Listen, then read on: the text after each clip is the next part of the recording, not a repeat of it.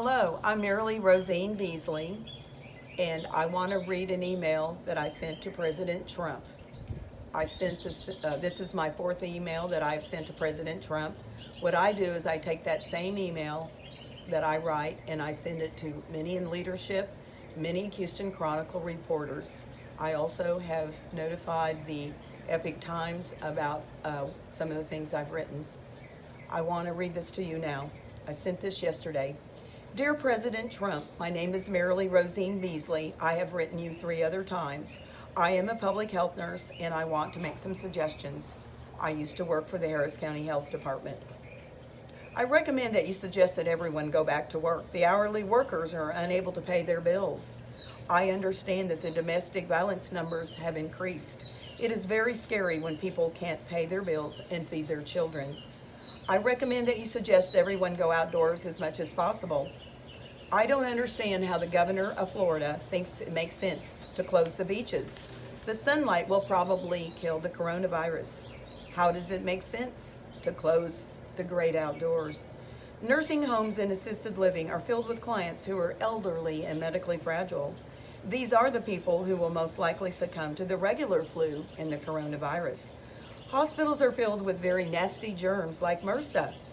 I recommend buying small pavilions like the ones that can be purchased at sporting goods stores and putting patients on cots and under them. That way they will have less exposure to the regular flu and the coronavirus infections at the hospital. Many residents of the United States do not eat healthy diets. It is possible they will get sick from the coronavirus. Many residents of the United States do not exercise like they should. It is possible that they will get sick from the coronavirus. It is important to wash your hands frequently and brush your teeth twice a day. I highly recommend washing doorknobs and keys, which are things that lots of others might touch. Thank you, Marilee Rosine Beasley. All right, now I also wrote another email yesterday and sent it to some friends. And this is because I want to salute those who are in nursing.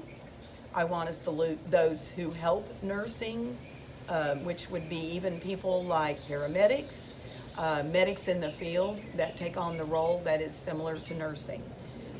And this is what I wrote, and this was written yesterday. Today is National Nurses Day. It starts the National Nurses Week.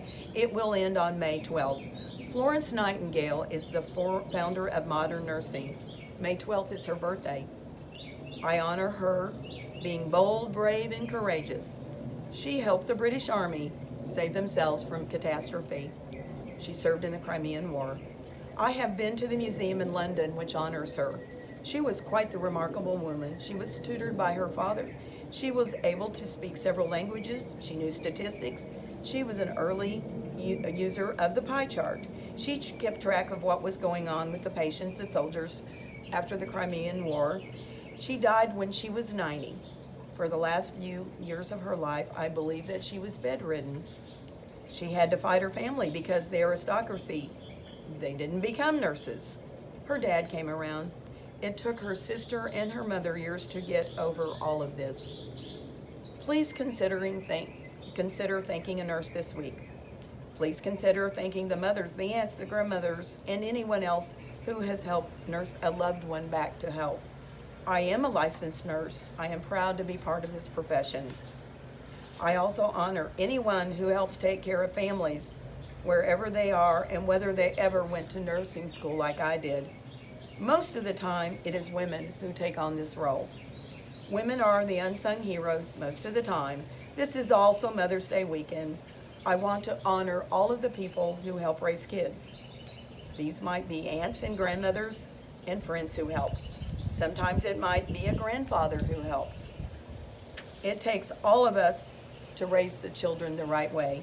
Please, we do not want the government to raise our children. We need to all stay vigilant. Have a blessed week. Marilee Rosine Beasley. Thank you.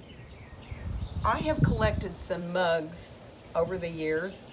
One of them I showed the other day. It's the one that I got at the museum that honors Florence Nightingale.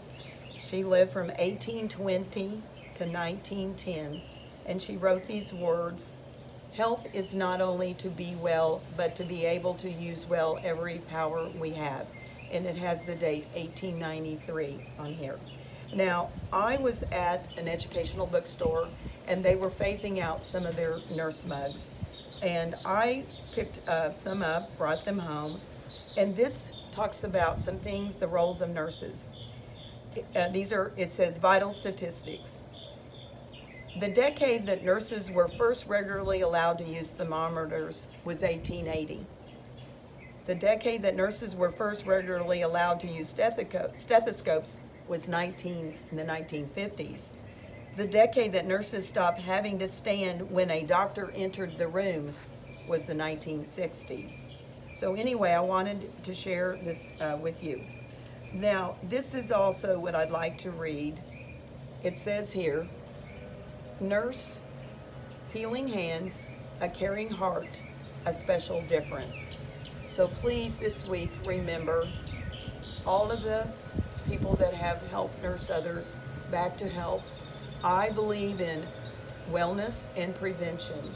So that's one of the focus things that I believe in is looking at food as medicine, a healthier lifestyle, exercising, things like that, because we can all do a lot more to take care of ourselves. Anyway, this is just in honor of Nurses Week. Thank you.